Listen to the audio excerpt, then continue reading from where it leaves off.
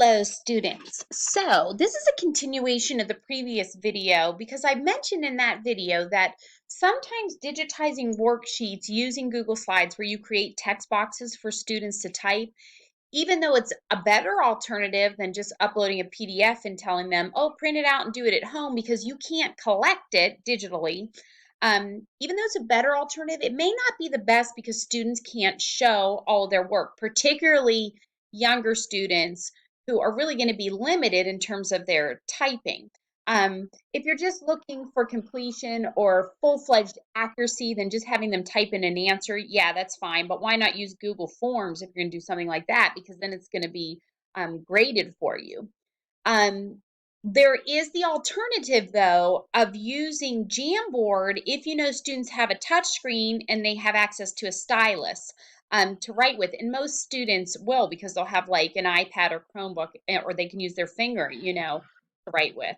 So what I was going to do was show you how you could use the same activity but digitize it using Jamboard, and this would give the students the opportunity to really show their work. So we were looking at activity 11.1, exploring subtraction strategies, and the worksheet associated with it is looking up collections.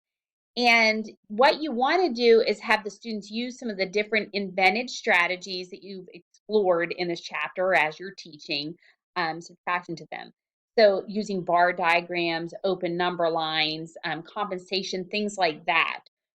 So let's go ahead and open this sheet up. I've done so in another tab. Here it is. Now you don't actually have to save this to use Jamboard.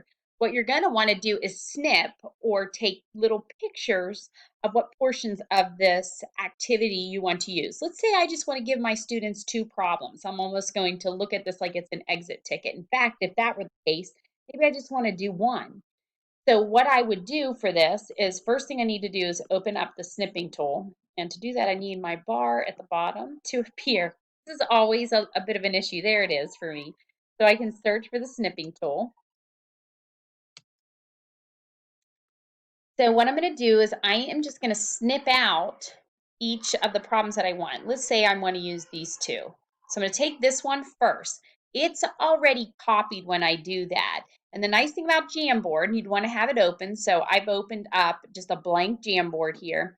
You can just paste and that picture will pop right up. It takes a little bit of time to load, and once it does, you're going to want to probably move it to be at the top of the screen. And might want to make it a little bigger. We'll wait for this to load. There we go, just so it's readable.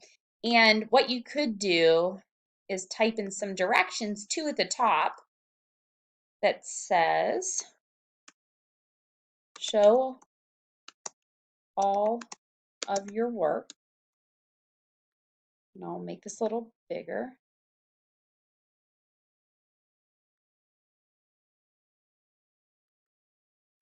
And then maybe we want to put use one of the invented strategies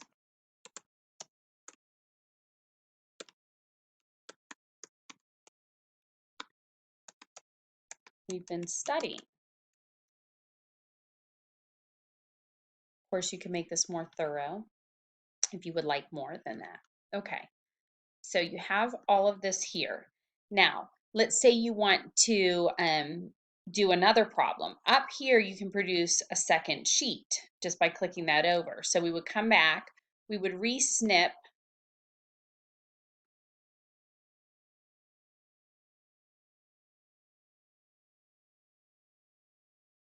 and we have our second one. So we'll come up here and we'll paste this one just like we did. You could retype your directions, or if you feel fine with what you've got there, that's fine. Now we come back, it has our directions here. I might want to center that just because I like to align things. You seem to have plenty of room here for the student to do their work. Now what you're going to want to do is just name this. So we'll just call it collections.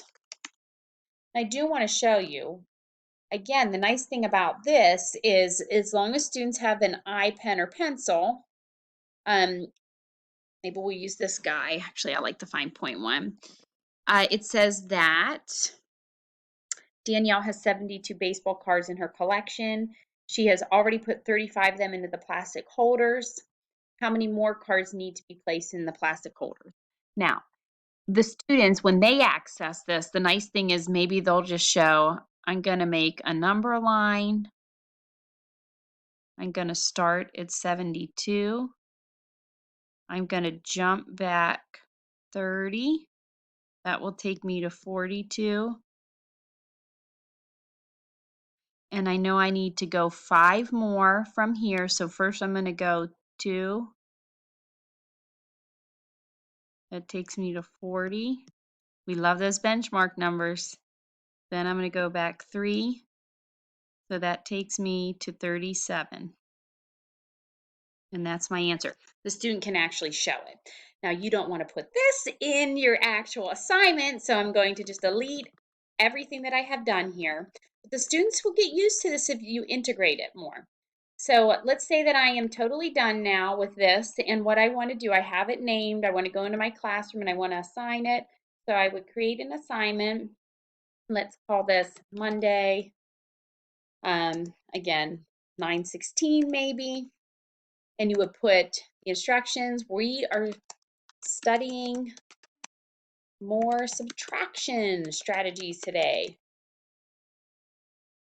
And then you would continue going on. Please watch my small recorded video and then complete the Google Jamboard assignment. Make sure you show all of your work using your stylus.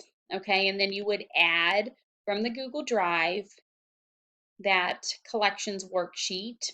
And again, you might want to name it something that pertains more to the actual strategies, but we would go ahead and put this in, and we would want to make it so that we would make a copy for every student so they're not working on top of one another.